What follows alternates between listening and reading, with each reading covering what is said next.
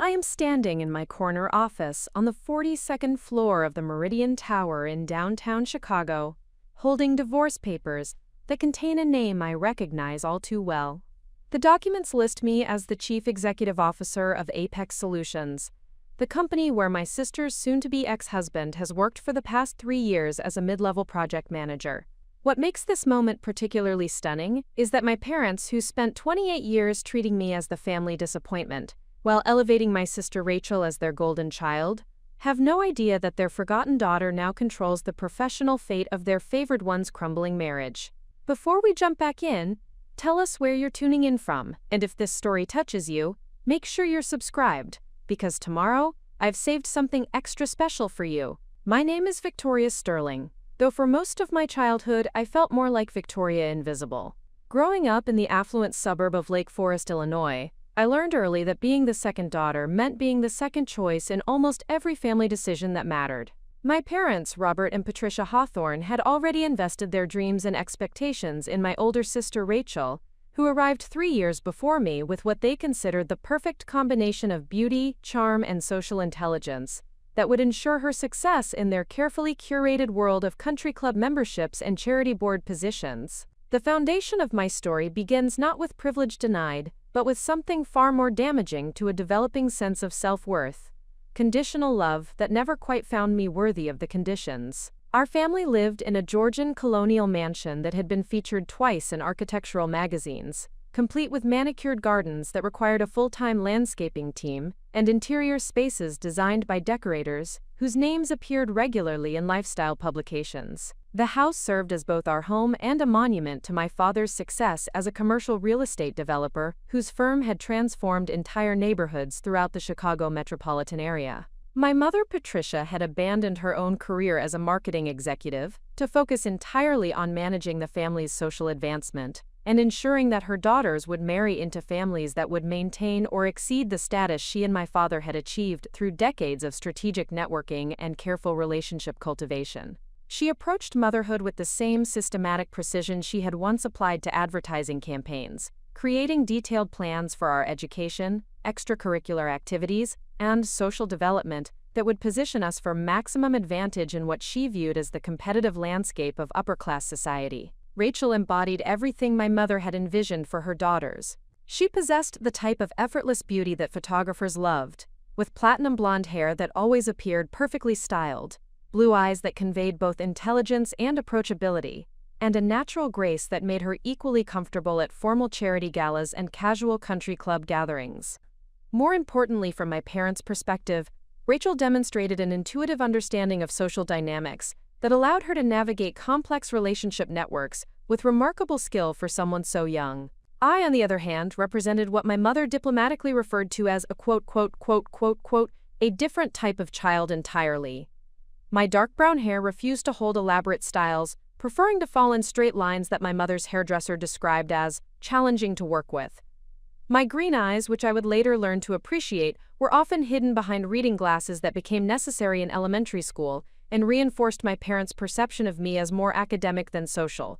Where Rachel moved through rooms with natural confidence, I tended to observe from corners, analyzing conversations and social interactions with the intensity that other children applied to video games or sports. The academic inclination that made me seem antisocial to my parents actually represented my greatest strength, though it would take years for me to understand this fundamental truth about my own nature. While Rachel charmed teachers with her personality and completed assignments with enough competence to maintain good grades, I approached schoolwork with genuine intellectual curiosity that led me to read far beyond required materials and ask questions that sometimes made teachers uncomfortable with their depth and complexity.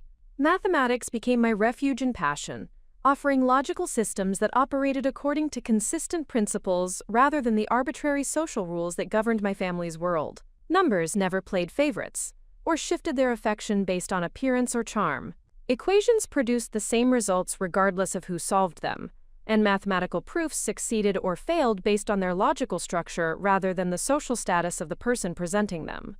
In mathematics, I found the first environment where my natural analytical abilities were not just accepted but celebrated. My parents viewed this mathematical aptitude as both a curiosity and a potential problem. They appreciated that I earned excellent grades and received recognition from teachers, but they worried that my intellectual interests would interfere with the social development they considered essential for long-term success in their world.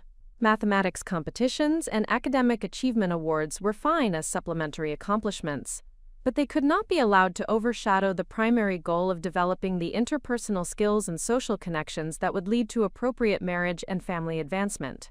Victoria is certainly bright, my mother would explain to friends who noticed my academic achievements. But we want to ensure she develops the well-rounded personality that will serve her better in the long run. Intelligence is wonderful, but people skills determine success in the real world. These conversations, which occurred within my hearing more often than my parents realized, taught me that my greatest strength was viewed as a potential liability that needed to be managed and contained, rather than nurtured and developed. The message was clear. Intellectual achievement was acceptable as long as it did not interfere with more important priorities like social popularity and romantic attractiveness.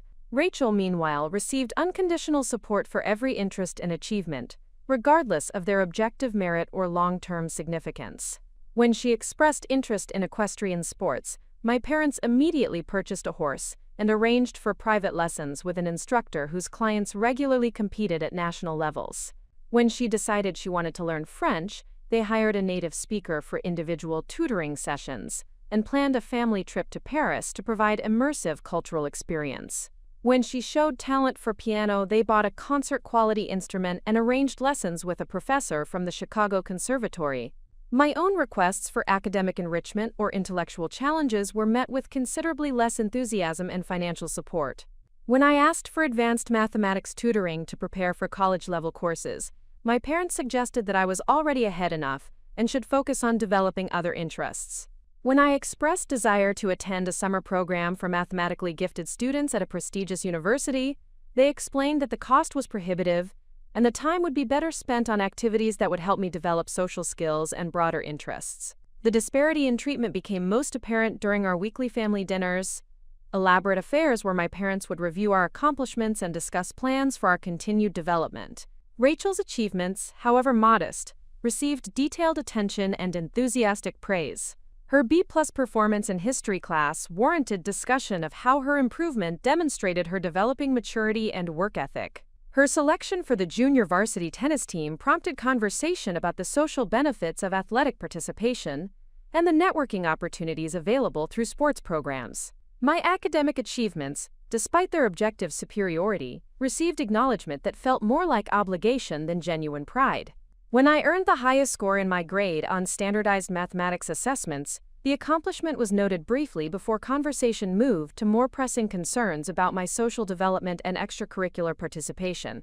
When I was selected for the State Mathematics Olympiad team, my parents attended the awards ceremony but spent most of the event discussing Rachel's upcoming social commitments and volunteer activities. These family dinner conversations taught me that recognition and approval were not distributed based on effort or achievement, but according to predetermined preferences that had been established long before I was old enough to understand or influence them. Rachel was the daughter who mattered, whose accomplishments were celebrated and whose interests were supported. I was the other daughter, whose achievements were acknowledged but not celebrated, whose interests were tolerated but not encouraged. The emotional impact of this differential treatment extended far beyond simple sibling rivalry or competition for parental attention. It created a fundamental uncertainty about my own worth and potential that influenced every aspect of my developing identity. If my parents, who supposedly loved me unconditionally, could not see value in my greatest strengths, perhaps those strengths were not as significant as I believed. If people who knew me best thought my intellectual abilities were less important than social skills I clearly lacked, perhaps I was fundamentally misunderstanding my own potential and the requirements for success in the world I would eventually enter. This self-doubt was reinforced by extended family gatherings where the same patterns played out with aunts, uncles, and grandparents who had absorbed my parents' assessment of their two daughters. Rachel was introduced as the beautiful, charming daughter who excelled at everything she attempted. I was presented as the smart daughter who did well in school but needed to develop better social skills and broader interests. These introductions became self-fulfilling prophecies as relatives responded to each of us according to the expectations that had been established. My maternal grandmother, Eleanor Whitman, was particularly influential in reinforcing these family dynamics. She had married into old Chicago money and considered herself an expert on the qualities that enabled women to succeed in high society.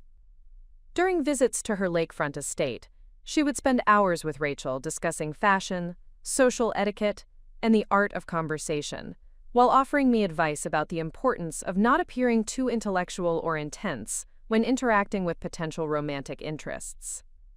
Men appreciate intelligence in women, she would explain during our private conversations, but they prefer intelligence that complements rather than competes with their own capabilities. You want to be interesting enough to engage their attention without making them feel intellectually inadequate or socially overshadowed. Her guidance reflected the prevailing attitudes of her generation and social class, where women's intellectual abilities were viewed as assets only insofar as they enhanced their appeal to men, rather than providing independent sources of fulfillment or professional opportunity. The suggestion that I should diminish my intellectual capabilities to avoid threatening potential romantic partners felt like a betrayal of everything that made me feel confident and capable. My father's perspective on his daughters reflected different priorities but similar conclusions about our respective potentials and appropriate paths forward. As a successful businessman who had built his commercial real estate empire through analytical thinking and strategic planning, he appreciated intellectual capability and recognized my mathematical and analytical strengths. However, he also understood the social and networking aspects of business success, and worried that my intellectual focus came at the expense of developing the interpersonal skills that would be necessary for professional advancement. Preparing and narrating this story took us a lot of time, so if you are enjoying it, subscribe to our channel. It means a lot to us. Now back to the story. Victoria has tremendous analytical abilities, he would tell business associates who met both of his daughters. But she needs to learn that success in business requires building relationships and managing people, not just solving problems. Intelligence alone is not sufficient for leadership positions. His assessment was not entirely incorrect, but it reflected assumptions about my capabilities and interests that were based more on my family role than on careful observation of my actual potential. Because I was quiet during social gatherings and preferred individual activities to group interactions, he concluded that I lacked the interpersonal skills necessary for business leadership. Because I focused intensely on academic achievement rather than participating enthusiastically in family social activities, he assumed that I would be more suited for technical positions that required analytical thinking but not human interaction. These assumptions influenced the educational and professional guidance I received throughout my formative years. While Rachel was encouraged to consider careers in fashion, interior design, or arts administration that would allow her to leverage her social skills and aesthetic sensibilities, I was steered toward technical fields like engineering or research science that would utilize my mathematical abilities, while accommodating what my parents viewed as my social limitations. The irony of this guidance would become apparent only years later when I discovered that my analytical abilities were perfectly suited for business strategy and operations management, while my careful observation of social dynamics had actually provided me with sophisticated understanding of organizational behavior and leadership psychology. The qualities that made me seem antisocial in family settings were precisely the attributes that would enable me to excel in complex business environments, where analytical thinking and strategic planning were more valuable than superficial charm. During my junior year of high school, the differential treatment reached a crescendo that would influence my understanding of family dynamics and personal worth for years to come. Rachel had been accepted to Northwestern University's School of Communication, a respectable program that aligned with her interests and capabilities.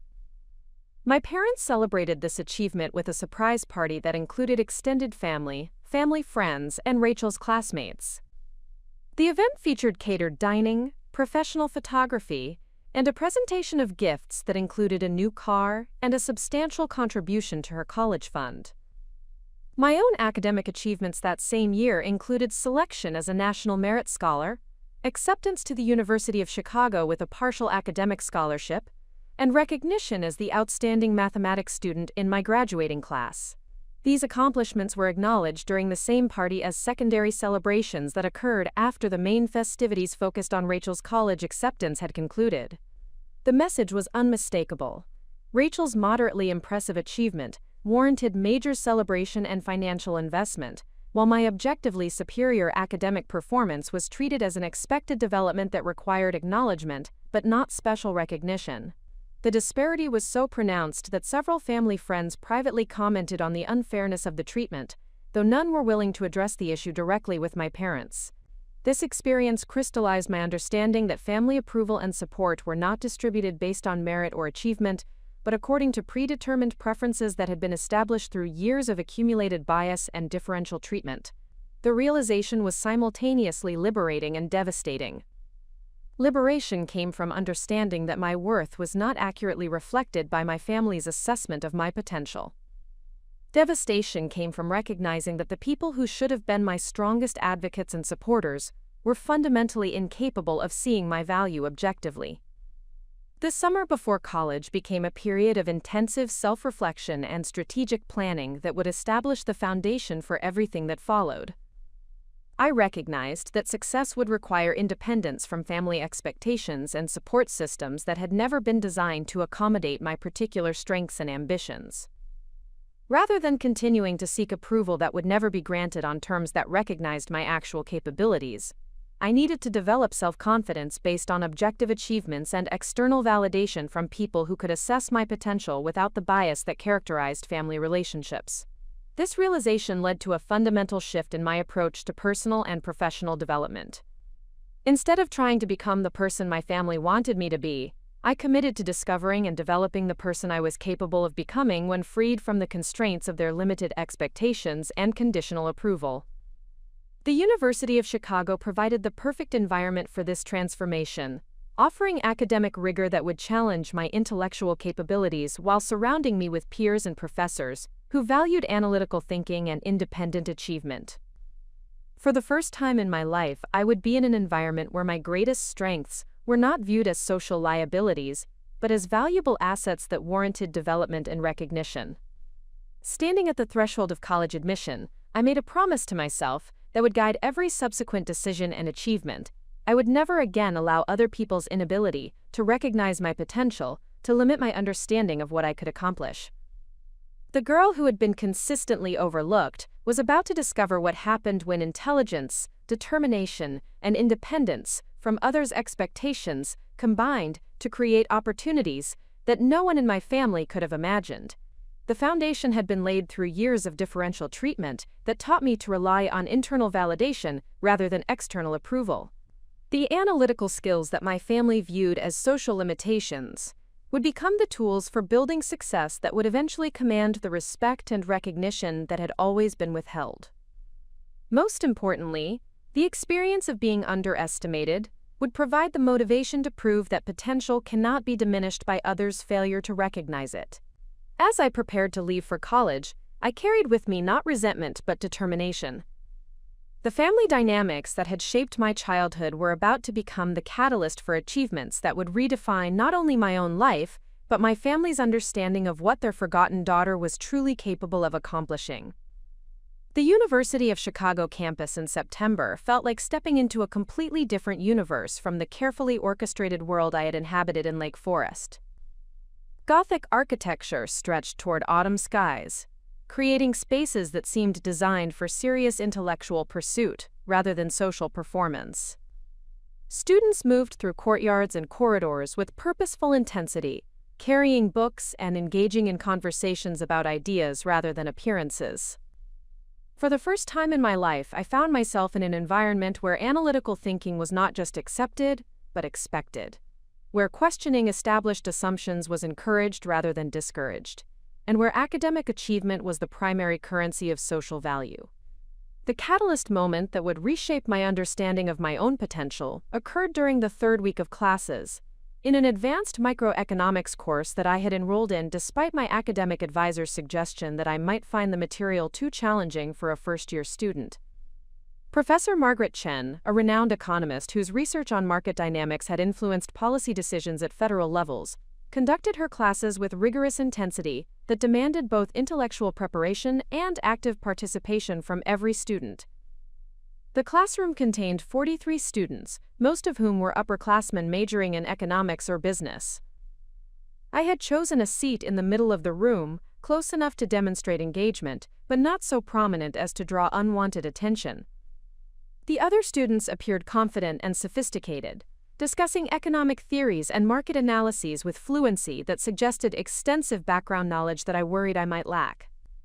Professor Chen began the session by presenting a complex case study involving market inefficiencies in the healthcare sector, specifically focusing on how information asymmetries between providers and patients created pricing distortions that affected both service quality and accessibility.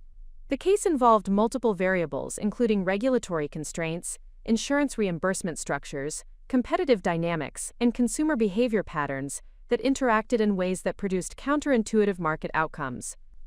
I want you to analyze this scenario and identify the primary factors contributing to market failure, Professor Chen announced, distributing materials that contained dense statistical data and regulatory documentation. You have 30 minutes to review the information and prepare your analysis. I will then call on students randomly to present their findings. The next 30 minutes passed in intense concentration as I absorbed the complex information and began identifying patterns and relationships that seemed to explain the market dysfunction described in the case study. The analytical approach that had served me well in mathematics competitions proved directly applicable to economic analysis, allowing me to process multiple variables simultaneously while identifying causal relationships that might not be immediately apparent. My analysis revealed that the primary market failure resulted not from any single factor but from the interaction of three specific elements: regulatory requirements that created artificial barriers to entry for potential competitors, insurance reimbursement structures that disconnected pricing from actual service costs, and information asymmetries that prevented consumers from making informed decisions about treatment options and provider selection. More significantly, I realized that these market failures created opportunities for innovative solutions that could address the underlying structural problems rather than merely treating their symptoms. New market entrants could potentially overcome regulatory barriers through technology platforms that provided transparent pricing information, connected patients directly with providers, and facilitated informed decision-making that would restore competitive market dynamics. When Professor Chen called my name to present my analysis, I felt the familiar anxiety that had characterized my participation in family discussions, where my contributions were often dismissed or minimized. However, the academic environment provided a different context where ideas would be evaluated based on their logical merit, rather than the social status or family position of the person presenting them. I stood and began explaining my analysis, starting with the identification of the three primary factors contributing to market failure, and then describing how their interaction created the specific problems documented in the case study. As I spoke, I noticed that other students were taking notes and nodding in recognition of connections they had not previously considered. Professor Chen listened intently, occasionally asking clarifying questions that demonstrated her engagement with the analytical framework I was presenting. "Ms. Hawthorne," Professor Chen interrupted after I had outlined the primary market failures, "you have identified the structural problems accurately. Now, what solutions would you propose to address these issues?" Her question provided an opportunity to present the innovative market-based solutions I had developed during my analysis. I explained how technology platforms could address information asymmetries by providing transparent pricing and quality data, how alternative reimbursement structures could restore the connection between pricing and value, and how regulatory reforms could encourage competition while maintaining appropriate quality standards. The classroom response exceeded my expectations. Students began asking questions about implementation challenges and regulatory feasibility, engaging with my analysis as if it were a professional consultation rather than a classroom exercise. Professor Chen contributed additional questions that helped me refine my arguments and consider aspects of the problem that I had not initially addressed. This is sophisticated analysis that demonstrates both technical competence and creative thinking, Professor Chen concluded after the discussion had continued for nearly 20 minutes. "Ms. Hawthorne, I would like to speak with you after class about opportunities for additional research in this area." The conversation that followed class would prove to be the most transformative 15 minutes of my academic career. Professor Chen explained that her research lab was conducting a comprehensive study of market inefficiencies in healthcare delivery, funded by a substantial grant from the National Science Foundation. The project required research assistants who could combine rigorous analytical capabilities with innovative thinking about market-based solutions to complex economic problems. Your analysis today demonstrates exactly the type of thinking we need for this project, she explained as we walked toward her office. You were able to identify structural problems that other students missed, and more importantly, you developed creative solutions that address root causes rather than symptoms.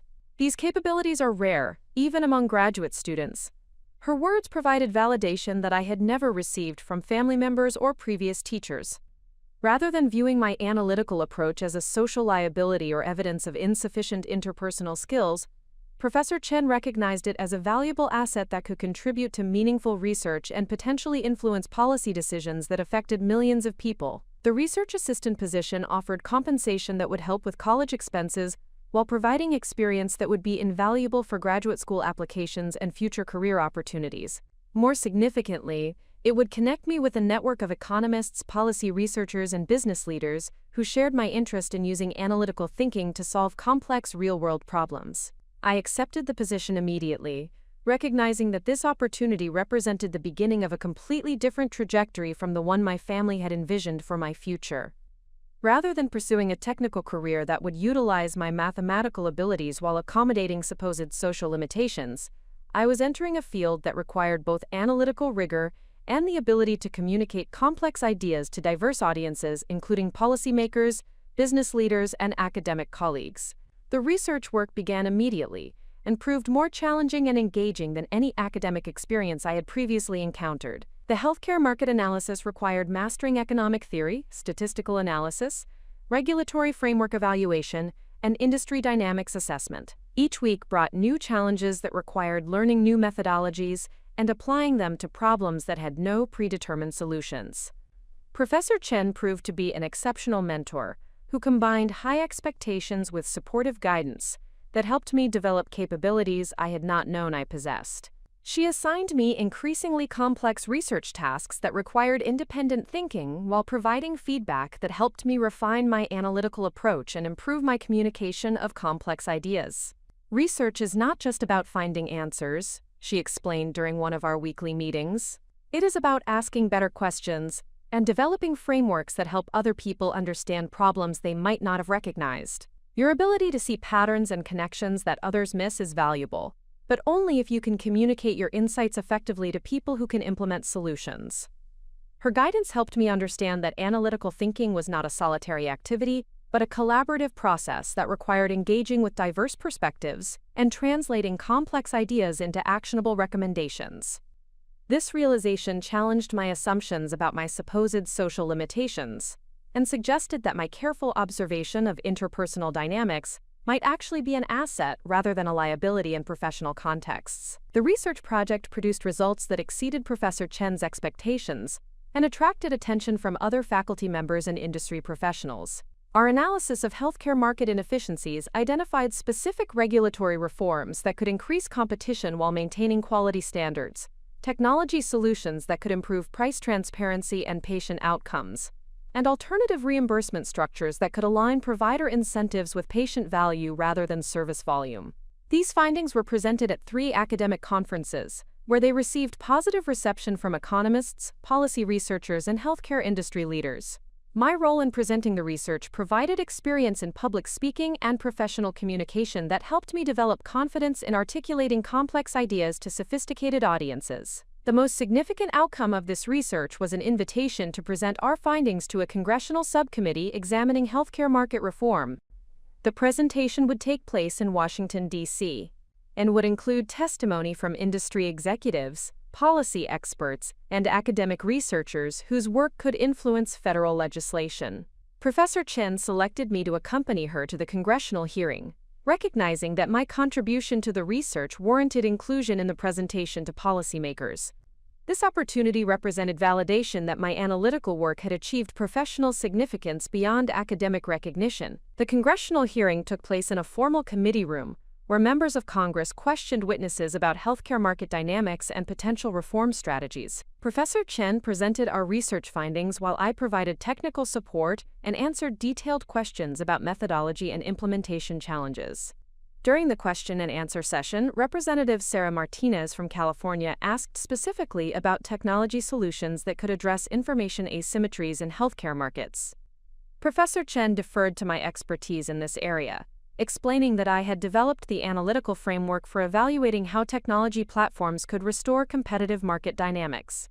My response to Representative Martinez's question provided a detailed explanation of how digital platforms could connect patients with providers, while providing transparent pricing and quality information that would enable informed decision-making.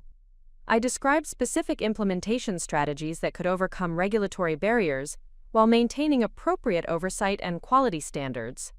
Representative Martinez's follow-up questions demonstrated her engagement with the practical implications of our research and her interest in exploring legislative solutions that could address the market failures we had identified. The conversation continued for nearly 20 minutes and concluded with her invitation to provide additional technical assistance if her office decided to pursue legislation based on our research recommendations. The congressional hearing experience provided professional validation that exceeded anything I had imagined possible during my first year of college. Federal policymakers were treating my analytical work as sufficiently sophisticated and relevant to influence legislation that could affect millions of people.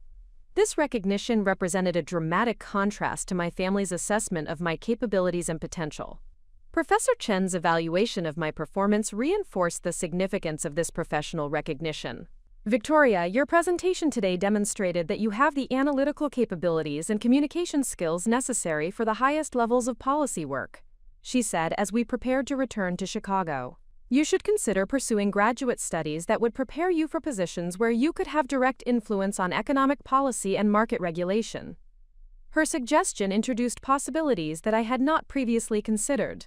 Graduate studies in economics or public policy could prepare me for careers in government, consulting, or research that would utilize my analytical abilities while providing opportunities to influence solutions to complex social and economic problems. The experience also provided perspective on my family's understanding of appropriate career paths and their assessment of my capabilities. While they had steered me toward technical positions that would accommodate supposed social limitations, I had discovered that my analytical thinking and careful observation of complex systems were precisely the capabilities needed for leadership positions in policy and business contexts. This realization prompted a fundamental reassessment of my relationship with family expectations and their understanding of my potential.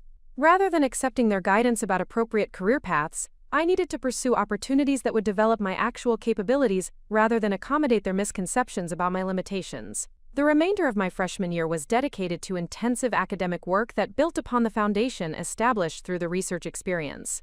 I enrolled in advanced courses in economics, statistics, and business strategy while continuing my research work with Professor Chen. Each semester brought new challenges that required mastering complex theoretical frameworks and applying them to real-world problems that had no predetermined solutions. My academic performance reflected the benefits of working in an environment that valued analytical thinking and independent achievement. I maintained a perfect grade point average while completing research projects that received recognition from faculty members and industry professionals.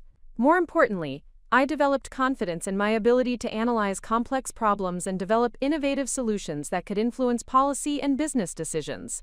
The transformation was profound and comprehensive. The uncertain, approval-seeking teenager who had arrived at the University of Chicago had developed into a confident, intellectually sophisticated young woman who understood her own capabilities and potential. The analytical abilities that my family had viewed as social limitations had become valuable professional assets that commanded respect from professors, policymakers, and industry leaders. Most significantly, I had discovered that success did not require conforming to other people's expectations or limitations. The greatest achievements came from pursuing opportunities that challenged my capabilities, while allowing me to develop my natural strengths, rather than accommodating supposed weaknesses that existed primarily in other people's perceptions. As my freshman year concluded, I reflected on the distance I had traveled from my family's understanding of my potential. The girl who had been consistently overlooked had developed capabilities that were already attracting attention from federal policymakers and industry leaders. The analytical approach that had been dismissed as antisocial had proven essential for addressing complex problems that required systematic thinking and innovative solutions. The catalyst moment had occurred, and its effects were rippling through every aspect of my academic and professional development. The foundation established through childhood experiences of being underestimated had created the motivation to pursue excellence that would ultimately validate my potential in ways that my family could never have imagined. The next phase of my journey would require strategic planning and continued development of the capabilities that had already begun attracting professional opportunities. The transformation from overlooked family member to recognized analytical talent was underway, and the results would eventually reshape not only my own life but my family's understanding of what their forgotten daughter was truly capable of achieving. The transition from undergraduate research assistant to graduate student in the University of Chicago's prestigious business school required navigating academic challenges that extended far beyond anything I had encountered during my economics coursework. The Master of Business Administration program attracted students from diverse professional backgrounds, including investment banking, management consulting, technology entrepreneurship, and international business development. These individuals brought practical experience that complemented theoretical knowledge, creating learning environments where classroom discussions drew upon real-world applications of business principles. My classmates possessed professional credentials that initially intimidated me despite my academic achievements and research experience. Sarah Chen had worked for Goldman Sachs, analyzing merger and acquisition transactions worth billions of dollars. Marcus Thompson had founded a technology startup that achieved successful exit through acquisition by a Fortune 500 company. Elena Rodriguez had managed international operations for a pharmaceutical company with manufacturing facilities across 3 continents. These backgrounds provided perspectives on business strategy and operations that extended far beyond textbook concepts and case study analyses. The learning curve proved steeper than anticipated, requiring mastery of multiple disciplines simultaneously while developing practical skills that would be essential for professional success. Financial analysis demanded understanding complex valuation methodologies and market dynamics that affected investment decisions and corporate strategy. Operations management required knowledge of supply chain optimization, quality control systems, and technology integration that influenced organizational efficiency and competitive advantage. Marketing strategy involved consumer behavior analysis, brand positioning, and digital platform utilization that determined market penetration and revenue generation. Professor David Mitchell's strategic management course provided the most challenging and transformative educational experience of my graduate program. His teaching methodology emphasized experiential learning through consulting projects with actual companies facing complex business challenges that required innovative solutions and strategic recommendations. Rather than analyzing historical case studies with predetermined outcomes, students worked directly with executives to address current problems that would influence company performance and competitive positioning. My first consulting assignment involved analyzing operational inefficiencies at Meridian Manufacturing, a mid-sized industrial company experiencing declining profitability despite consistent revenue growth. The company produced specialized equipment for construction and infrastructure projects, serving clients throughout the Midwest through a combination of direct sales and distributor relationships. Recent financial performance indicated that rising costs were eroding profit margins, while customer satisfaction scores suggested declining service quality and delivery reliability. The project required comprehensive analysis of the company's operations, including manufacturing processes, supply chain management, quality control systems, and customer service protocols. Initial assessment revealed multiple sources of inefficiency that interacted to create cascading problems throughout the organization. Manufacturing scheduling lacked coordination with sales forecasting, resulting in inventory accumulation of slow-moving products, while popular items experienced stock shortages. Supplier relationships suffered from inconsistent communication and payment processing delays that affected material quality and delivery timing. Quality control procedures relied on manual inspection processes that created bottlenecks and failed to identify defects until products reached customers. However, the most significant discovery involved the company's technology infrastructure, which consisted of disparate software systems that could not communicate effectively with each other. Sales data resided in one system, inventory management used different software, manufacturing scheduling operated through spreadsheets, and financial reporting required manual data compilation from multiple sources. This technological fragmentation created information silos that prevented coordinated decision-making and strategic planning across departments. My analysis identified technology integration as the primary solution that could address multiple operational challenges simultaneously. Enterprise resource planning software could connect sales forecasting with manufacturing scheduling, inventory management with supplier coordination, and quality control with customer service follow-up. The integrated system would provide real-time visibility into operational performance while enabling data-driven decision-making that could improve efficiency and customer satisfaction. The recommendation required developing a comprehensive implementation plan that addressed technical requirements, employee training needs, change management challenges, and financial investment requirements. The proposal included detailed timelines for system deployment, cost-benefit analysis that demonstrated return on investment projections, and risk mitigation strategies that would ensure successful adoption without disrupting ongoing operations. Presenting these recommendations to Meridian Manufacturing's executive team provided my first experience with high-stakes business communication, where analytical accuracy had to be combined with persuasive presentation that would influence significant corporate decisions. The executives included Chief Executive Officer James Sullivan, Chief Financial Officer Patricia Davis, Operations Director Michael Chen, and Information Technology Manager Robert Martinez. Each brought different perspectives and priorities that would influence their evaluation of the proposed solutions. The presentation required translating complex technical analysis into strategic recommendations that addressed each executive's specific concerns while demonstrating comprehensive understanding of the business challenges and implementation requirements. I began with financial analysis that quantified the cost of current inefficiencies and projected improvements that would result from technology integration. Operations analysis followed, explaining how integrated systems would improve manufacturing coordination, inventory management, and quality control. The presentation concluded with implementation planning that addressed timeline expectations, resource requirements, and success metrics that would track progress toward operational objectives. The executive team's response exceeded my expectations for engagement and serious consideration of the recommendations. Chief Financial Officer Davis asked detailed questions about implementation costs and return on investment timelines that demonstrated her interest in pursuing the technology upgrade. Operations Director Chen inquired about specific software capabilities and integration challenges that suggested his support for addressing current operational problems. Chief Executive Officer Sullivan focused on strategic implications and competitive advantages that could result from improved operational efficiency. The most significant moment occurred when CEO Sullivan asked whether I would be interested in joining Meridian Manufacturing as a consultant during the implementation process. The opportunity would provide practical experience applying theoretical knowledge to real business challenges, while earning compensation that would support my graduate studies and provide financial independence from family resources. I accepted the consulting position immediately, recognizing that this opportunity represented the transition from academic learning to professional application that would be essential for my career development.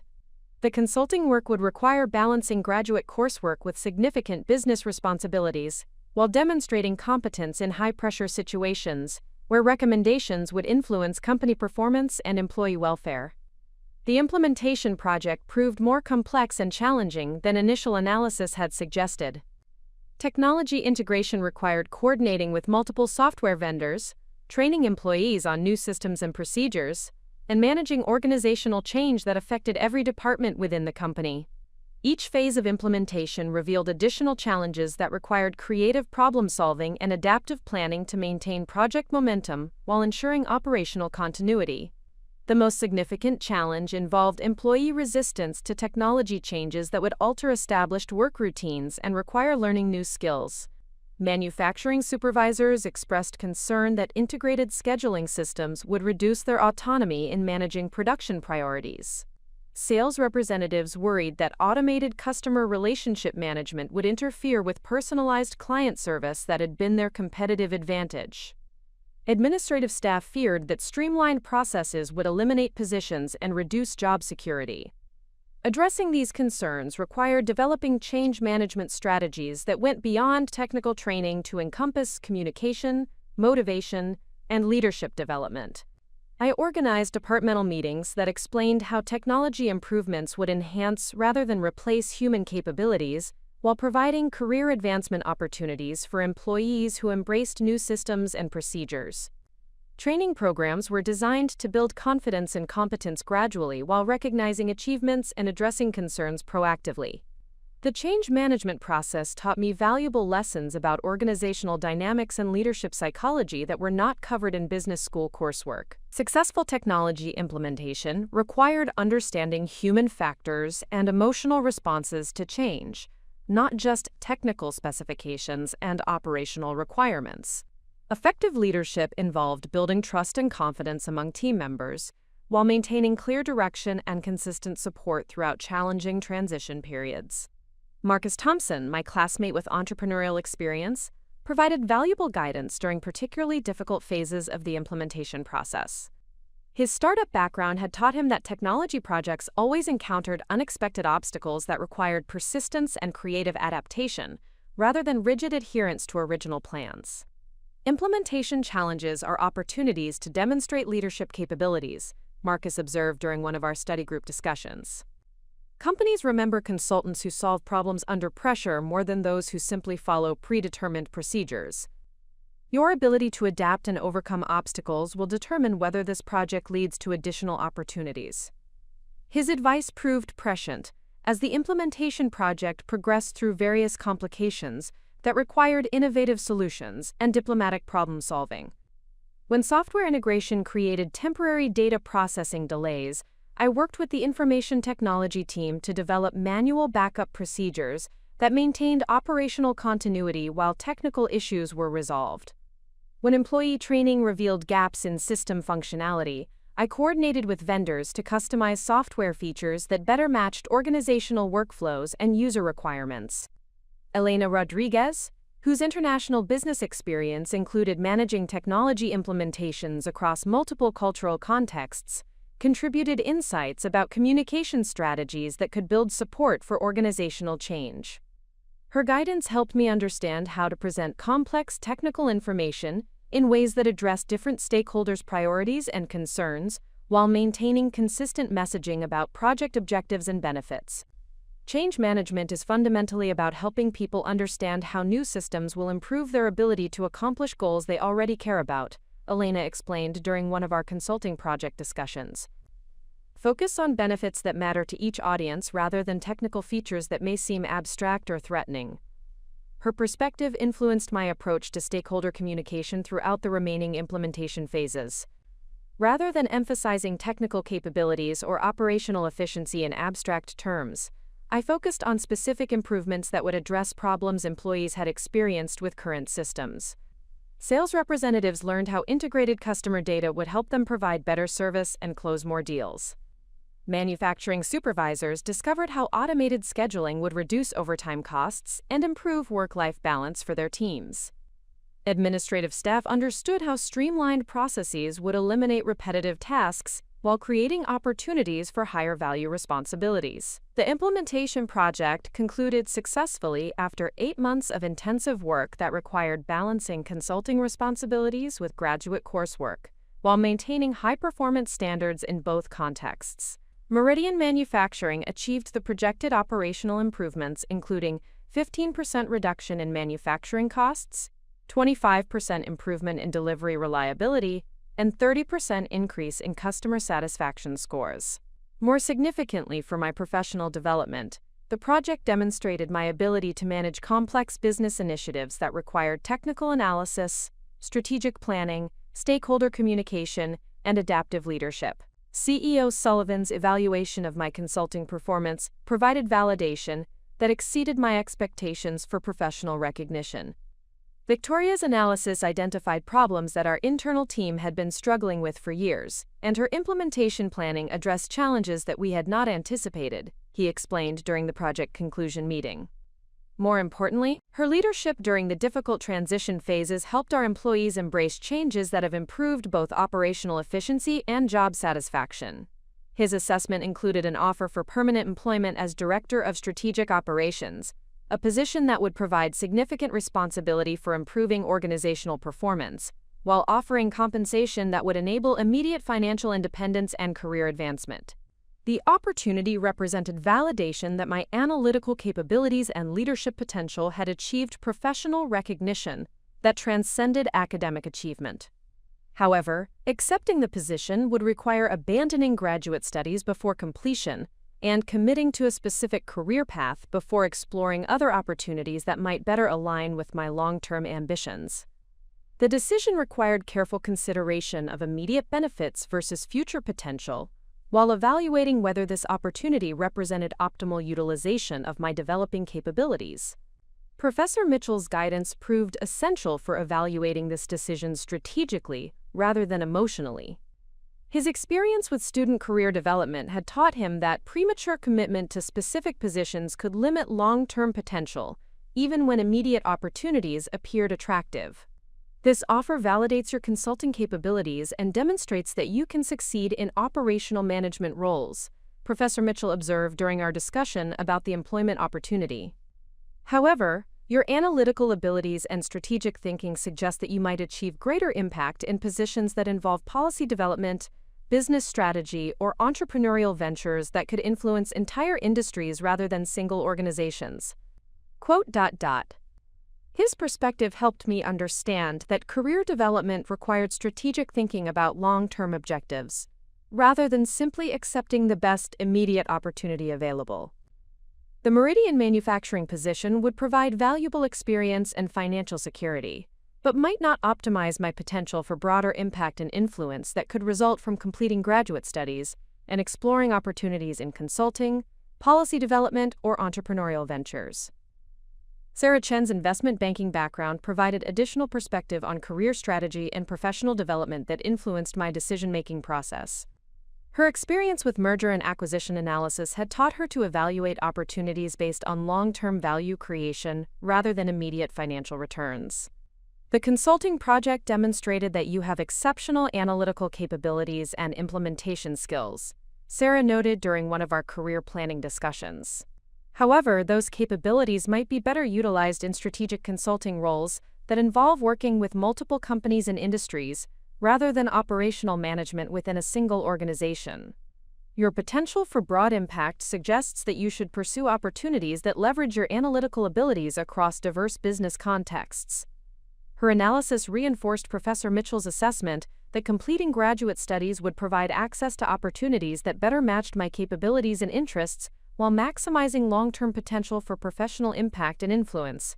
I declined CEO Sullivan's employment offer while expressing appreciation for the recognition and confidence it represented. The decision required explaining my commitment to completing graduate studies and exploring opportunities that would better utilize my analytical capabilities in strategic rather than operational contexts. CEO Sullivan accepted my decision graciously while extending an open invitation for future consulting projects that might align with my developing career interests. The remaining graduate coursework benefited significantly from the practical experience gained through the Meridian Manufacturing Consulting Project. Theoretical concepts acquired concrete meaning through application to real business challenges, while classroom discussions drew upon insights gained through actual implementation experience. My contributions to class discussions reflected deeper understanding of business dynamics and organizational challenges that elevated the quality of academic discourse while enhancing learning for other students. The transformation from uncertain undergraduate to confident graduate student reflected the comprehensive development that occurred through academic rigor combined with practical application. The analytical abilities that my family had viewed as social limitations had become valuable professional assets that commanded respect from executives, professors, and business school peers. More importantly, the experience of succeeding in challenging business contexts had provided confidence in my ability to analyze complex problems and develop innovative solutions that could influence organizational performance and strategic direction. As my graduate studies approached completion, I reflected on the dramatic expansion of my capabilities and professional understanding that had occurred through intensive academic work combined with real-world consulting experience. The foundation established through childhood experiences of being underestimated had provided motivation to pursue excellence that was now attracting opportunities for leadership positions and strategic influence that my family could never have imagined. The learning curve had been demanding but transformative, providing education that prepared me for professional challenges while validating my potential for significant impact in business contexts that required analytical rigor, strategic thinking, and innovative problem-solving. The next phase of my journey would require leveraging these developed capabilities to create opportunities that could influence entire industries, while demonstrating that potential cannot be limited by others' inability to recognize it. The invitation to join McKinsey & Company as a management consultant represented the culmination of 18 months of strategic career development that had transformed theoretical knowledge into practical business capabilities. The prestigious consulting firm recruited exclusively from top-tier business schools, selecting candidates who demonstrated exceptional analytical abilities, strategic thinking capabilities, and leadership potential that would enable them to address complex organizational challenges across diverse industries and global markets. The McKinsey interview process proved more rigorous and comprehensive than any evaluation I had previously experienced.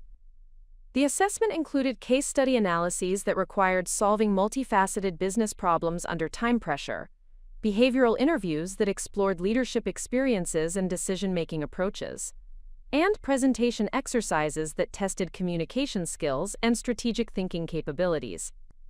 Each stage eliminated significant numbers of candidates while advancing only those who demonstrated superior competence across multiple evaluation criteria. My success in the interview process reflected the foundation established through graduate coursework, combined with practical consulting experience at Meridian Manufacturing. The analytical framework developed through economic research provided structure for approaching complex business problems systematically. The implementation experience had taught valuable lessons about organizational dynamics and change management that informed my approach to strategic recommendations.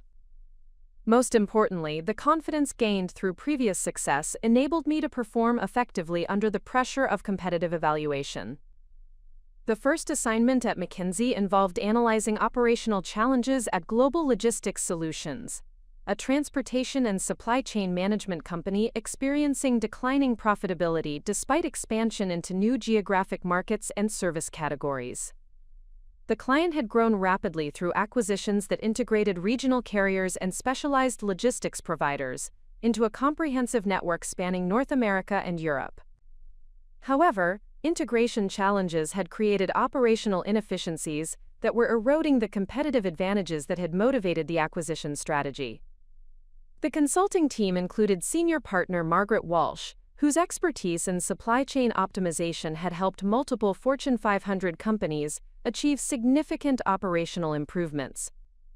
Principal consultant David Chen brought extensive experience with technology integration and organizational transformation across transportation and logistics industries.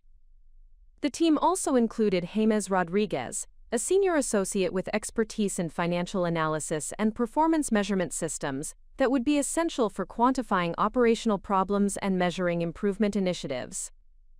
My role as junior associate involved conducting detailed operational analysis while supporting senior team members in developing strategic recommendations and implementation planning. The responsibility required mastering complex industry dynamics while demonstrating analytical rigor and strategic thinking that would contribute meaningfully to client solutions. The assignment represented my first opportunity to apply consulting methodologies to large-scale organizational challenges that could influence corporate strategy and competitive positioning.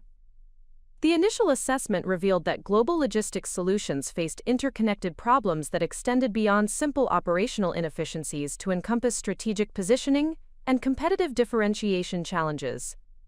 The acquisition strategy had successfully expanded geographic coverage and service capabilities, but had not achieved the operational synergies and cost advantages that were necessary to justify the financial investments and integration complexities involved. Each acquired company had maintained separate technology platforms, operational procedures, and customer service protocols that created fragmentation rather than integration across the combined organization. Customers experienced inconsistent service quality and pricing structures that varied significantly depending on which legacy system handled their shipments. Employees struggled with conflicting procedures and duplicated administrative processes that reduced productivity while increasing operational costs. The technology fragmentation proved particularly problematic because it prevented the real-time visibility and coordination that were essential for efficient logistics operations. Shipment tracking systems could not communicate across different platforms, creating information gaps that affected customer service and operational planning. Route optimization algorithms operated independently within each legacy system, preventing network-wide efficiency improvements that could reduce transportation costs and delivery times. Financial analysis revealed that operational inefficiencies were consuming the profit margins that should have resulted from increased scale and market coverage. Integration costs had exceeded initial projections, while anticipated synergies had not materialized according to expected timelines. Customer satisfaction scores indicated declining service quality that threatened long-term client relationships and competitive positioning within increasingly competitive logistics markets. Margaret Walsh assigned me responsibility for developing recommendations to address technology integration challenges while supporting the broader operational optimization initiative. The assignment required understanding complex technical requirements while ensuring that proposed solutions would align with strategic business objectives and organizational capabilities. The analysis would need to balance immediate operational improvements with long-term competitive advantages that could justify continued investment in integration efforts. The technology assessment revealed opportunities for significant operational improvement through enterprise-wide system integration that could eliminate information silos while enabling network-wide optimization and customer service enhancement. However, the implementation challenges were substantial and would require coordinated change management across multiple locations, technology platforms, and organizational cultures that had developed independently over decades of separate operation. My recommendation focused on phased integration that would prioritize high-impact improvements while minimizing operational disruption during transition periods. The approach involved implementing standardized customer interface systems that would provide consistent service experience regardless of which legacy platform handled actual shipment processing. Network optimization tools would be deployed gradually to improve route planning and capacity utilization while maintaining operational continuity. Employee training programs would ensure smooth adoption of new procedures while addressing concerns about job security and role changes. The financial analysis demonstrated that phased integration would achieve 75% of potential operational benefits, while requiring only 40% of the investment and organizational disruption that would be necessary for comprehensive system replacement. The approach would generate positive return on investment within 18 months, while establishing infrastructure for continued optimization and competitive advantage development.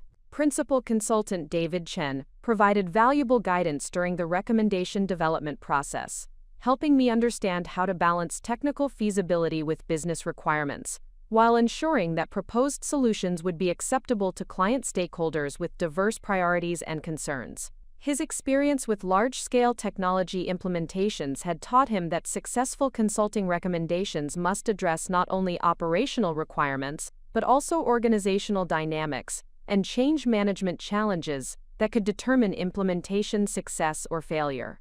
Technical solutions are only as good as the organization's ability to implement them effectively, David explained during one of our strategy sessions. Your analysis of technology requirements is comprehensive and accurate, but you need to demonstrate understanding of the human factors and change management challenges that will determine whether these recommendations can be executed successfully. His guidance influenced my approach to developing implementation planning that addressed employee training requirements, communication strategies, and performance measurement systems that would track progress while maintaining organizational support for integration initiatives. The recommendations included specific timelines for each implementation phase, resource requirements for training and change management, and contingency planning for potential obstacles that could emerge during technology deployment. The presentation to Global Logistics Solutions executive team represented my first opportunity to communicate complex strategic recommendations to senior business leaders whose decisions would determine the success or failure of proposed initiatives. The audience included Chief Executive Officer Patricia Morrison, whose background in transportation operations provided deep understanding of industry dynamics and operational challenges. Chief Financial Officer Michael Thompson would evaluate financial projections and return on investment analysis that justified recommended investments. Chief Information Officer Sarah Kim would assess technical feasibility and implementation requirements for proposed technology solutions. The presentation required translating detailed analytical work into strategic recommendations that addressed each executive's specific priorities, while demonstrating comprehensive understanding of business challenges and implementation requirements. I began with operational analysis that quantified current inefficiencies and their impact on financial performance and competitive positioning. Technology assessment followed, explaining how integrated systems would address information silos while enabling network-wide optimization and customer service improvements. The presentation concluded with implementation planning that addressed timeline expectations, resource requirements, and success metrics that would track progress toward operational objectives. The executive team's response demonstrated serious engagement with the analysis and recommendations, while revealing the sophisticated thinking and strategic considerations that characterized senior business leadership.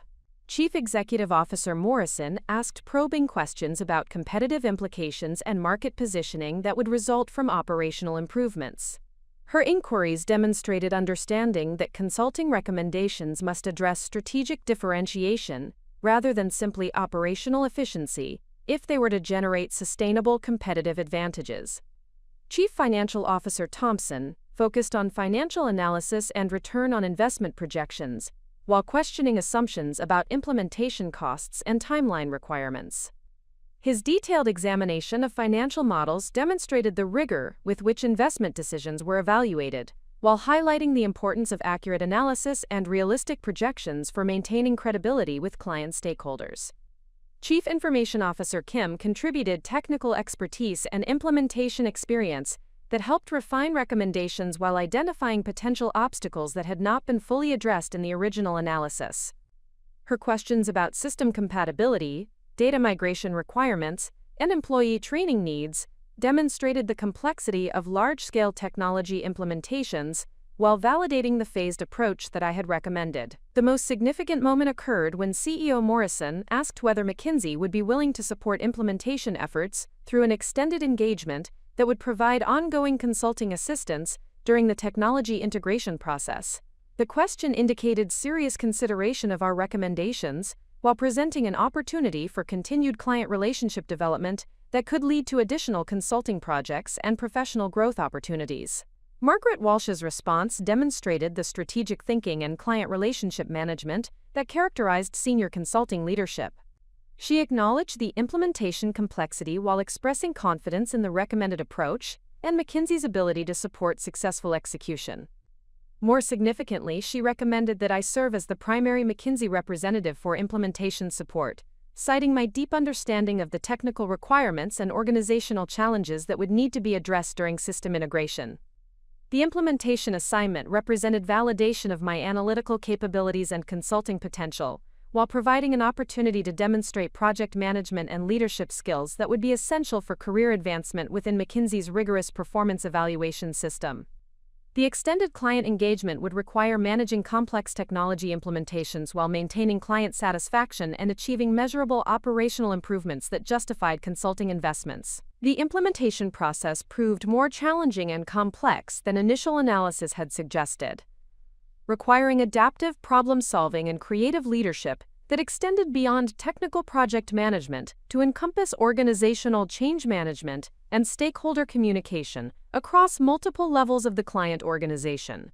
Each phase of technology integration revealed additional complications that required modification of original plans while maintaining progress towards strategic objectives. The most significant challenge involved employee resistance to operational changes that would alter established work procedures and require learning new technology systems. Regional managers expressed concern that standardized procedures would reduce their flexibility in addressing local market conditions and customer requirements.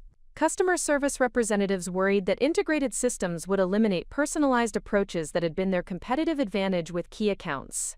Operations supervisors feared that automated optimization tools would reduce their decision-making authority and job security. Addressing these concerns required developing change management strategies that went beyond technical training to encompass communication, motivation, and leadership development that would build support for organizational transformation. I organized regional meetings that explained how technology improvements would enhance rather than replace human capabilities, while providing career advancement opportunities for employees who embraced new systems and procedures. Training programs were designed to build confidence and competence gradually, while recognizing achievements and addressing concerns proactively.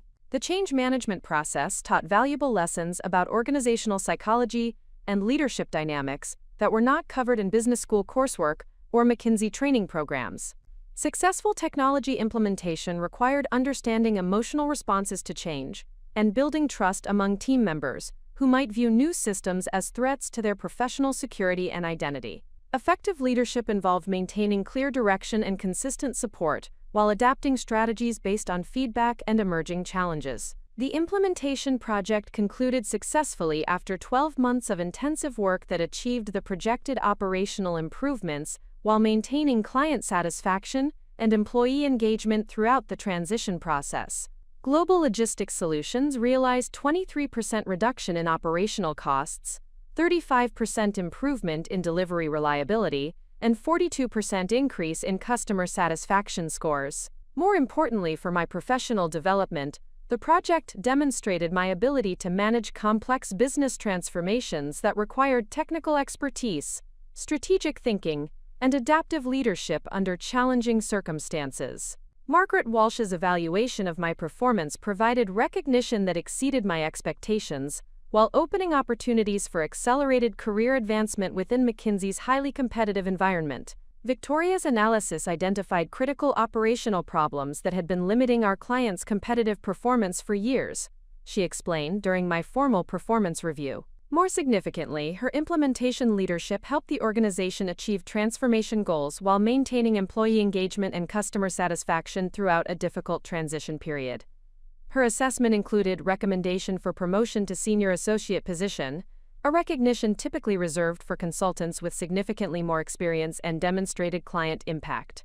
The advancement would provide increased responsibility for strategic analysis and client relationship management, while offering compensation and benefits that would enable complete financial independence from family resources. The promotion also created opportunities for greater influence on consulting project direction and client strategy development. Senior associates were expected to contribute strategic thinking and analytical leadership that would shape client recommendations, while mentoring junior consultants and supporting business development efforts that would expand McKinsey's client relationships and market presence.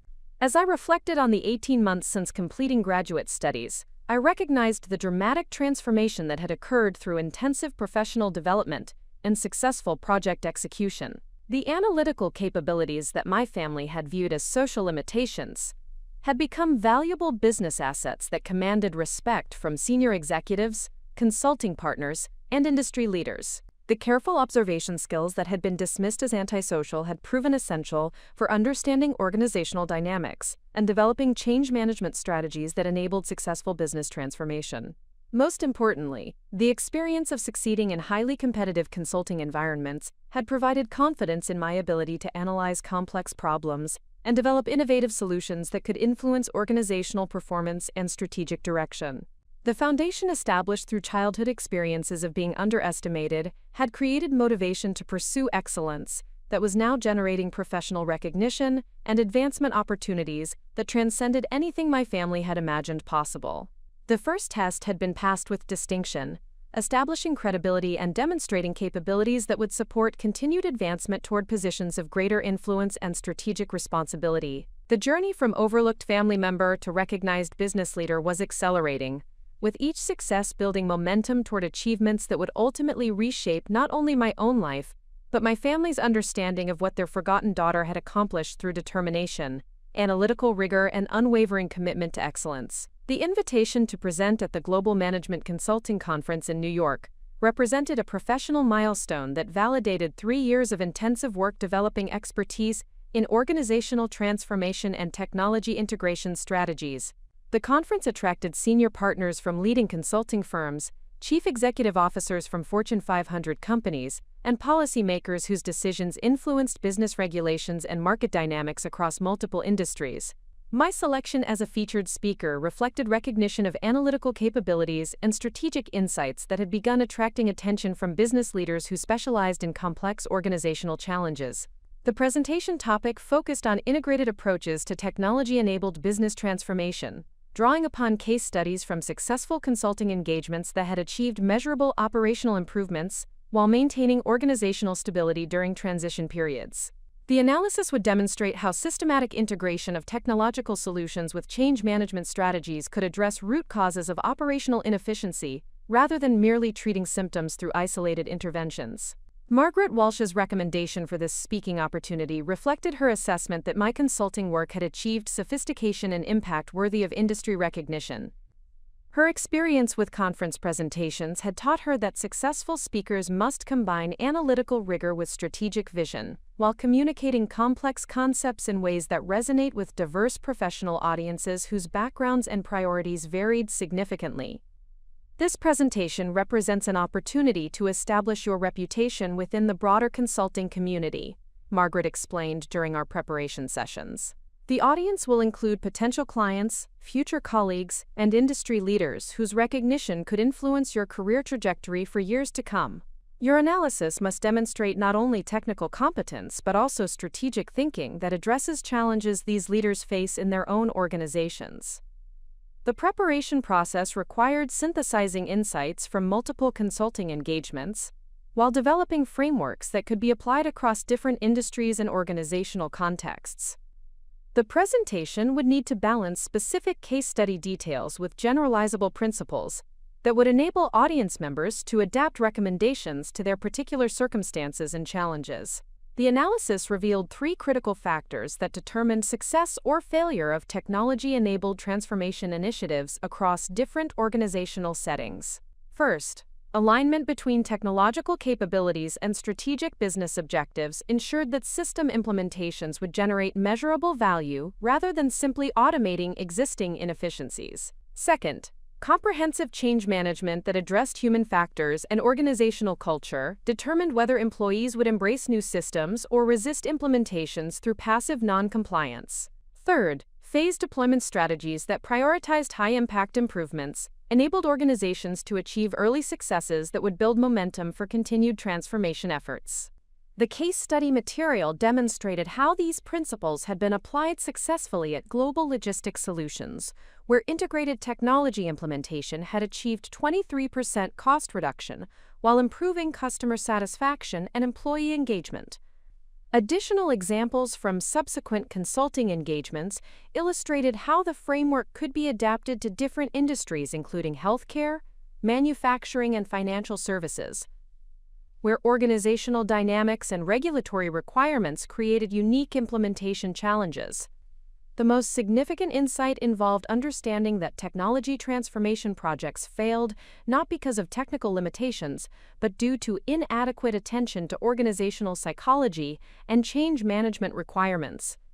Organizations that invested heavily in sophisticated software systems while neglecting employee training and communication often experienced implementations that technically succeeded but failed to generate expected business benefits because user adoption remained limited and organizational resistance persisted. The presentation day arrived with Manhattan's characteristic energy as business leaders from around the world gathered at the Marriott Marquis in Times Square. The conference facility buzzed with conversations about market trends, regulatory developments, and competitive strategies that would shape business practices across multiple industries. The networking opportunities provided access to decision-makers whose organizations represented potential consulting clients, while offering insights into emerging challenges that could influence future business development strategies. My presentation was scheduled for the afternoon session on operational excellence, following speakers who included the chief operating officer of a major telecommunications company and a senior partner from Boston Consulting Group who specialized in supply chain optimization. The audience of approximately 400 attendees included consulting partners, corporate executives, and business school professors whose expertise spanned diverse industries and functional specializations. The presentation began with analysis of common challenges that organizations faced when attempting to achieve operational transformation through technology implementations. Statistical data demonstrated that 67% of enterprise software projects failed to achieve projected benefits, while 43% exceeded budgeted costs and timeline requirements. These failure rates persisted despite significant advances in software capabilities and implementation methodologies, suggesting that technical factors alone could not account for the persistent challenges organizations experienced. The root cause analysis revealed that failed implementations typically suffered from one or more fundamental problems, including misalignment between technology capabilities and business requirements, inadequate change management that failed to address employee concerns and resistance, and unrealistic expectations about implementation timelines and resource requirements that created pressure for shortcuts that compromised long-term success. The framework presentation outlined systematic approaches that could address these common failure patterns, while ensuring that technology implementations would generate sustainable business benefits. Strategic alignment required comprehensive assessment of business objectives and operational challenges before selecting technology solutions, ensuring that system capabilities would address actual problems rather than perceived needs that might not reflect underlying issues. Change management strategies needed to begin during project planning phases rather than after technology deployment, involving employees in solution design while addressing concerns and resistance before they could undermine implementation efforts. Communication programs should explain not only how new systems would operate, but why changes were necessary, and how improvements would benefit both organizational performance and individual job satisfaction.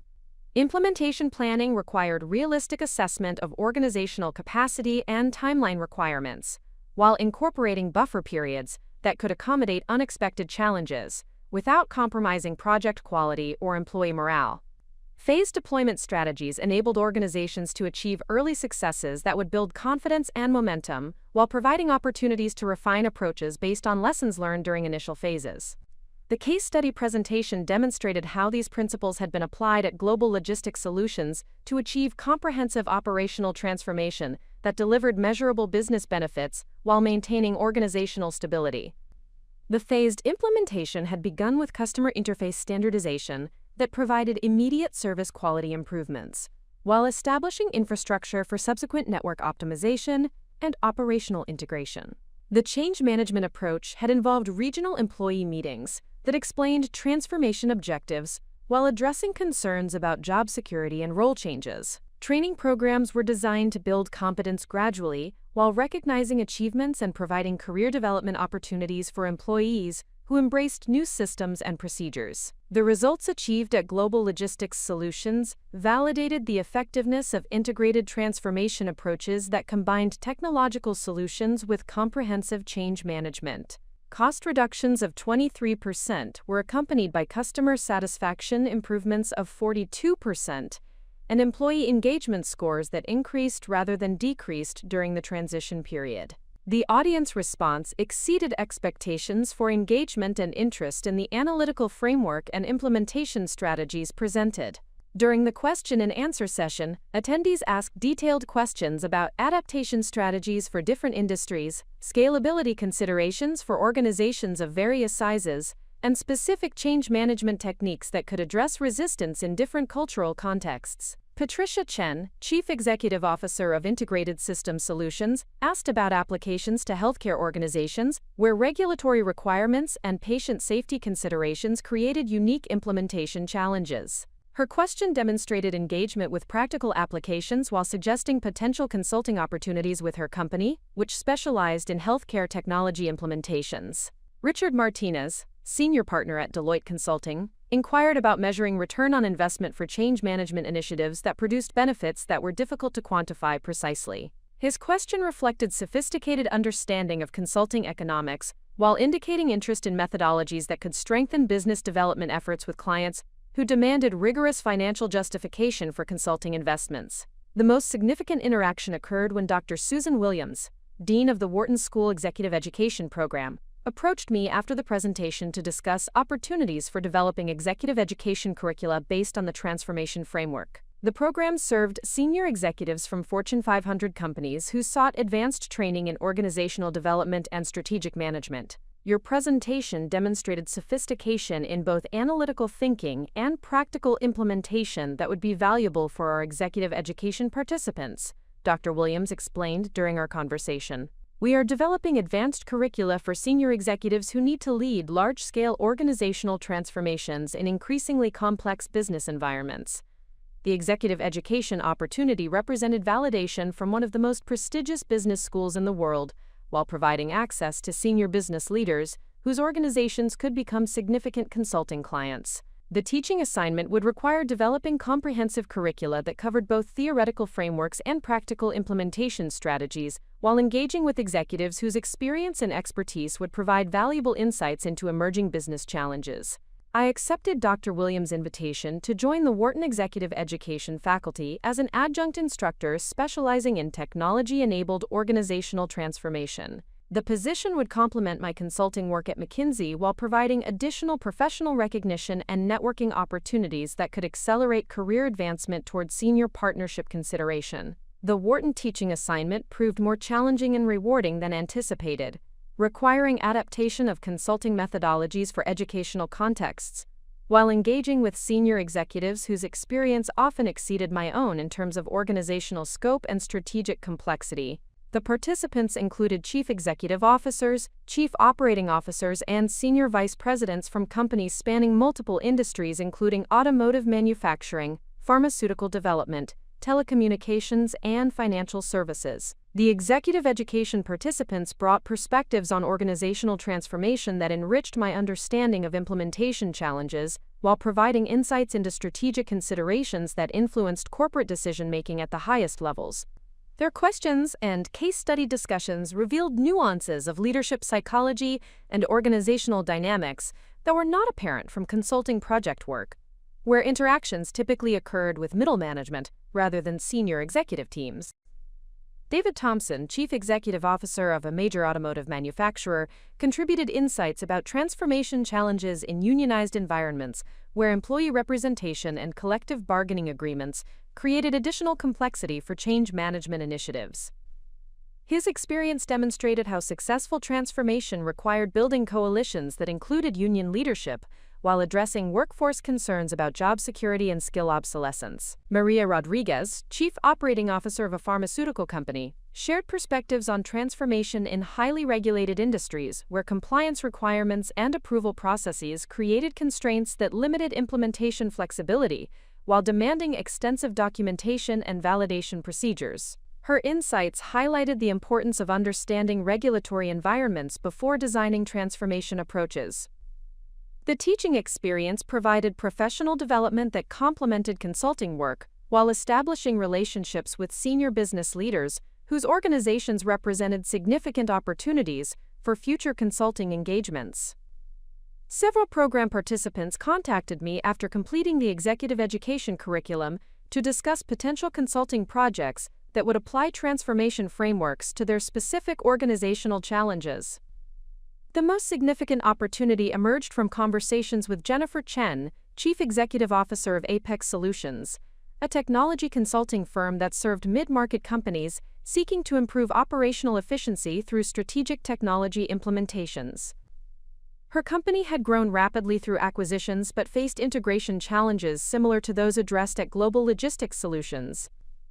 Your framework for technology-enabled transformation addresses exactly the challenges we are experiencing as we integrate acquired companies into our operational platform, Jennifer explained during one of our post-program discussions. We need consulting assistance to develop implementation strategies that will achieve operational synergies while maintaining the entrepreneurial culture that has driven our growth. The Apex Solutions engagement represented an opportunity to apply transformation methodologies to a different industry context, while working directly with a chief executive officer whose strategic vision and growth objectives aligned closely with my consulting expertise. The project would require analyzing complex organizational dynamics while developing recommendations that could influence the company's competitive positioning and long-term strategic direction. Jennifer Chen's leadership style and strategic thinking impressed me as representing the type of visionary business leadership that could build organizations capable of sustained growth and market leadership.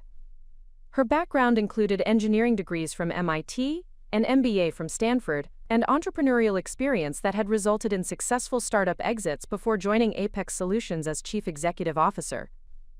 More significantly, her commitment to developing organizational capabilities that would enable continued growth while maintaining cultural values demonstrated sophisticated understanding of the balance between operational efficiency and employee engagement that characterized exceptional business leadership. Her approach to change management emphasized building consensus and shared ownership, rather than imposing solutions through hierarchical authority.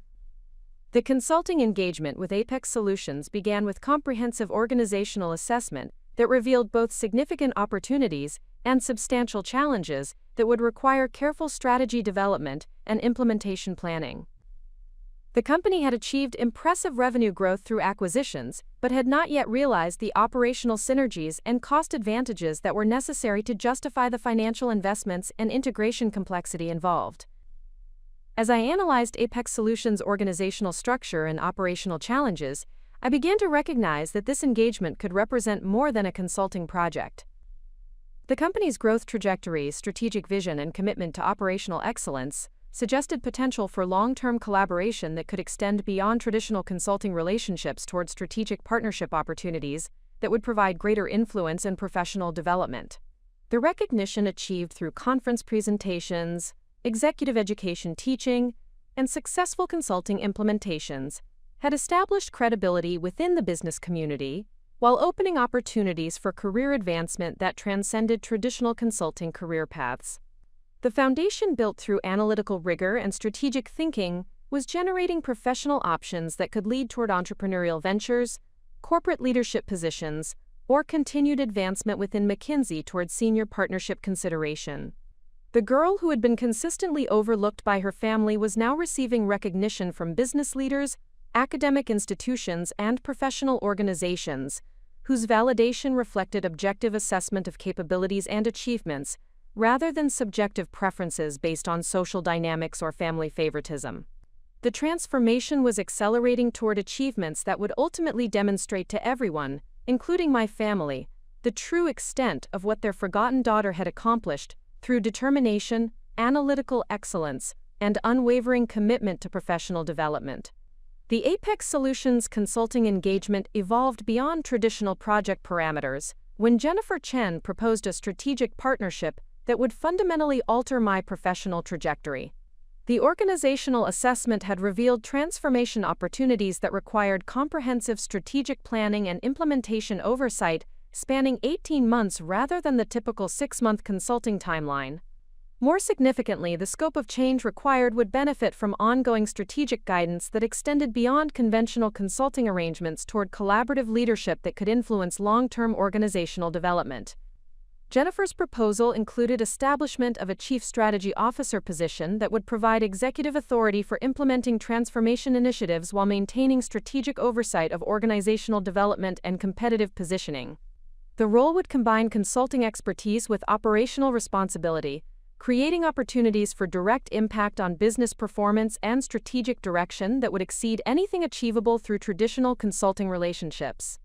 The position offered compensation that significantly exceeded McKinsey's senior associate earnings, while providing equity participation that could generate substantial financial returns if Apex Solutions continued its trajectory of revenue growth and market expansion. More importantly, the role would provide experience with executive leadership and strategic decision-making that would accelerate professional development toward Chief Executive Officer capabilities and responsibilities. Margaret Walsh's reaction to Jennifer's offer reflected both recognition of the career advancement opportunity and concern about abandoning McKinsey partnership track consideration after substantial investment in consulting skill development. Her guidance emphasized the importance of evaluating long-term career objectives rather than simply accepting immediate opportunities that might limit future advancement potential. This position represents validation of your strategic thinking and leadership potential, Margaret observed during our discussion about the Apex Solutions opportunity. However, you should consider whether operational responsibility within a single organization will provide the breadth of experience and industry exposure that would prepare you for Chief Executive Officer positions at larger companies or senior partnership responsibilities within McKinsey. Her perspective highlighted fundamental questions about career strategy and professional development that required careful analysis of competing priorities and long-term objectives. McKinsey partnership offered prestige, financial security, and continued access to diverse consulting engagements that would provide exposure to multiple industries and strategic challenges. The Apex Solutions position provided operational authority and equity participation while limiting experience to technology consulting markets and organizational contexts. The decision required evaluating immediate impact potential against long-term career flexibility while considering personal preferences for collaborative leadership versus advisory consulting relationships. The analytical framework developed through business school and consulting experience provided structure for systematic evaluation of career alternatives based on objective criteria rather than emotional preferences or immediate financial considerations. The analysis revealed that the Apex Solutions opportunity aligned closely with professional interests in organizational transformation and strategic planning, while providing leadership experience that would be valuable regardless of future career directions. Executive authority would enable implementation of strategic initiatives rather than merely providing recommendations that might or might not be adopted by client organizations. Equity participation would provide financial independence while creating incentives for long-term organizational success rather than short-term project completion. More significantly, Jennifer Chen's leadership style and strategic vision suggested potential for exceptional professional development within an organization committed to sustainable growth and competitive excellence. Her background in engineering and entrepreneurship provided perspectives on technology, innovation, and business development that would complement my consulting expertise while expanding capabilities in areas that were essential for senior executive effectiveness. I accepted Jennifer's offer to join Apex Solutions as Chief Strategy Officer, recognizing that this decision represented transition from consulting advisor to operational leader with direct responsibility for organizational performance and strategic execution. The role would require mastering executive management capabilities while maintaining analytical rigor and strategic thinking that had characterized successful consulting work. The transition from McKinsey to Apex Solutions involved adapting consulting methodologies for operational implementation, while developing leadership skills that were necessary for managing complex organizational initiatives across multiple departments and functional areas. Executive responsibility required different capabilities than consulting advisory roles, including stakeholder management, resource allocation, performance measurement, and organizational communication that would influence employee engagement and strategic alignment. Jennifer Chen provided comprehensive orientation that included detailed analysis of Apex Solutions' competitive positioning, organizational structure, financial performance, and strategic objectives that would guide transformation initiatives. The company served mid-market organizations seeking technology solutions for operational efficiency, customer relationship management, and business process optimization across industries including healthcare, manufacturing, financial services, and professional services. The competitive landscape included established technology consulting firms with extensive resources and market presence, as well as emerging companies that specialized in innovative solutions for specific industry verticals or functional applications.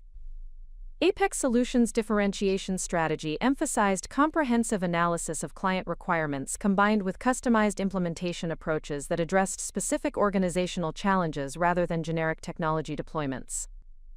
The organizational assessment revealed significant opportunities for operational improvement that could enhance service delivery while reducing costs and implementation timelines. The acquisition strategy had successfully expanded service capabilities and geographic coverage, but had created integration challenges that prevented achievement of operational synergies and competitive advantages that were necessary for sustained growth and profitability.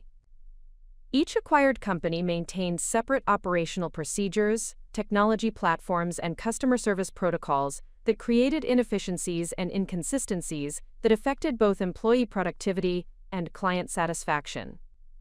Project management methodologies varied significantly across different teams, creating coordination challenges that delayed implementations while increasing costs and resource requirements.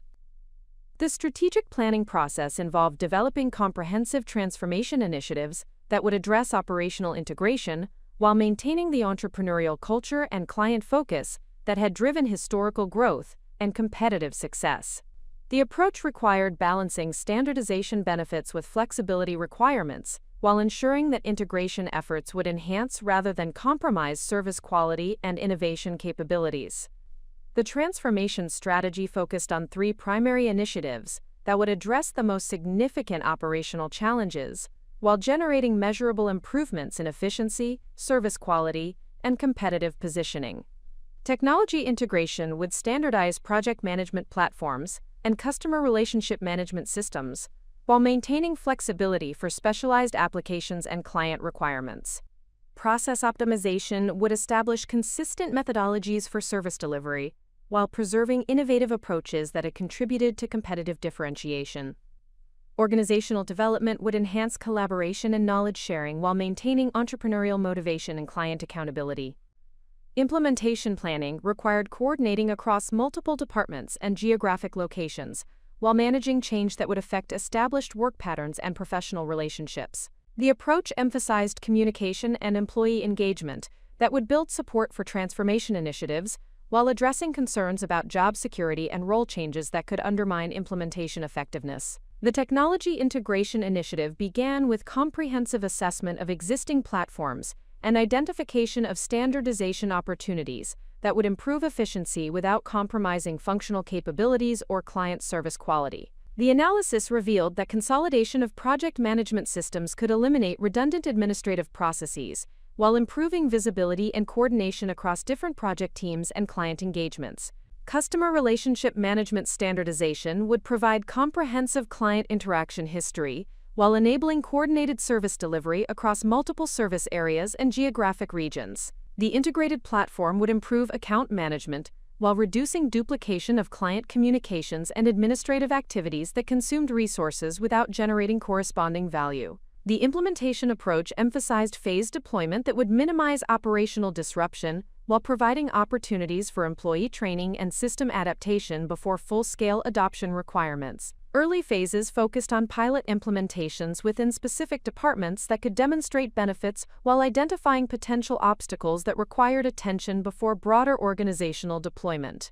Process optimization involved analyzing service delivery methodologies across different acquired companies to identify best practices that could be standardized, while preserving innovative approaches that contributed to competitive advantage and client satisfaction. The assessment revealed significant variation in project planning, resource allocation, quality assurance, and client communication that created opportunities for improvement through selective standardization and knowledge sharing. The optimization strategy focused on establishing consistent frameworks for project initiation, resource planning, progress monitoring, and client reporting, while maintaining flexibility for specialized requirements and innovative approaches that had proven effective in specific contexts. The approach would reduce variation in service quality while preserving entrepreneurial initiative and creative problem-solving that characterized organizational culture.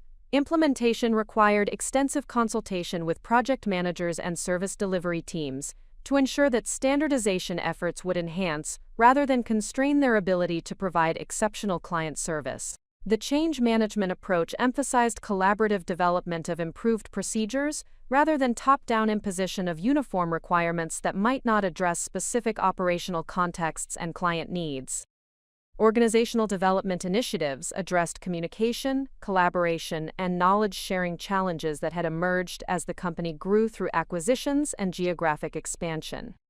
The assessment revealed that limited interaction between different service teams had created missed opportunities for cross-selling and comprehensive client solutions, while preventing effective sharing of innovative approaches and lessons learned.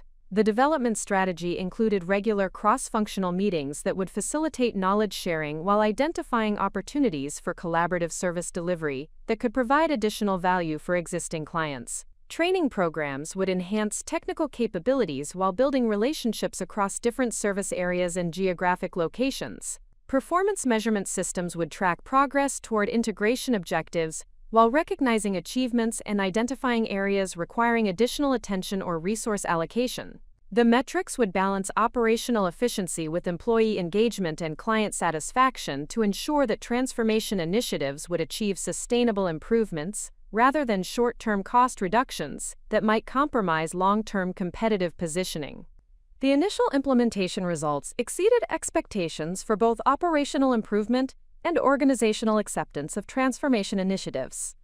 Technology integration reduced administrative overhead by 28%, while improving project visibility and coordination that enhanced service delivery effectiveness. Process optimization achieved 15% reduction in average project implementation timelines, while maintaining quality standards and client satisfaction scores. Organizational development initiatives increased cross-functional collaboration that resulted in identification of 12 significant cross-selling opportunities, within the first 6 months of implementation. Employee engagement surveys indicated improved job satisfaction and professional development opportunities that suggested successful management of change initiatives without compromising organizational culture and entrepreneurial motivation. Jennifer Chen's evaluation of transformation progress provided recognition that validated strategic planning capabilities while reinforcing confidence in my executive leadership potential. Her assessment emphasized both analytical rigor and implementation effectiveness that had characterized the change management process while highlighting collaborative approach that had maintained employee support throughout challenging transition periods. Victoria's strategic analysis identified integration opportunities that had been limiting our competitive effectiveness for years, Jennifer explained during the first quarterly performance review. More importantly, her implementation leadership achieved operational improvements while strengthening rather than compromising the entrepreneurial culture that drives our innovation and client service excellence. Her recognition included expansion of strategic responsibilities to encompass business development and competitive analysis that would influence long-term growth planning and market positioning strategies. The enhanced role would provide experience with market analysis, client relationship management, and strategic partnership development that were essential capabilities for Chief Executive Officer responsibilities. The business development assignment involved analyzing market opportunities for service expansion, while identifying potential acquisition candidates that could enhance competitive capabilities or provide access to new geographic markets and industry verticals. The analysis required understanding industry trends, competitive dynamics, and client requirements that would influence strategic planning and investment decisions. Market research revealed significant opportunities for expansion into healthcare technology consulting, where regulatory requirements and operational complexity created demand for specialized expertise that aligned closely with Apex Solutions' analytical capabilities and implementation experience. The healthcare market offered substantial revenue potential, while providing diversification that could reduce dependence on economic cycles that affected other industry segments. The acquisition analysis identified 3 potential targets that could provide healthcare industry expertise while contributing operational synergies and competitive advantages that would justify investment requirements and integration challenges. Each candidate offered different strategic benefits, including specialized technical capabilities, established client relationships, and regulatory expertise that would accelerate market entry while reducing development costs and timeline requirements. Strategic planning sessions with Jennifer Chen and the executive team resulted in approval for healthcare market expansion through strategic acquisition that would establish Apex Solutions as a comprehensive technology consulting provider serving multiple industry verticals with integrated service capabilities. The expansion strategy would leverage existing operational platforms while adding specialized expertise that could generate new revenue streams and competitive differentiation. As the first year in the Chief Strategy Officer role concluded, I reflected on the comprehensive professional development that had occurred through transition from consulting advisor to operational executive, with direct responsibility for organizational performance and strategic implementation. The analytical capabilities that had characterized consulting success had proven directly applicable to executive leadership, while expanding to encompass operational management, stakeholder communication, and strategic planning that influenced organizational direction and competitive positioning. The recognition achieved through successful transformation implementation and strategic planning had established credibility within Apex Solutions while demonstrating executive potential that could support continued advancement toward Chief Executive Officer responsibilities. The foundation built through childhood experiences of being underestimated had provided motivation to pursue excellence that was now generating professional opportunities and recognition that transcended anything my family could have imagined possible.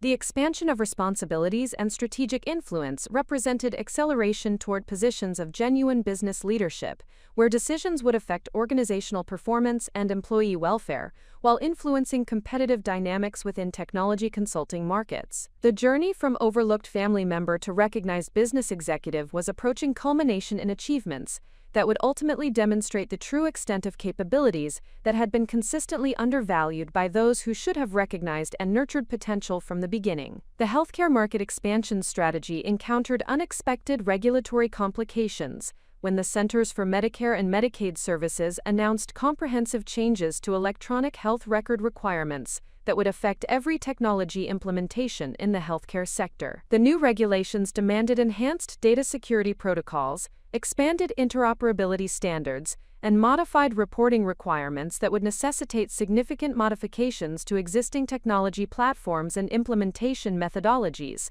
Up next, you've got 2 more standout stories right on your screen. If this one hit the mark, you won't want to pass these up. Just click and check them out. And don't forget to subscribe and turn on the notification bell so you don't miss any upload from us.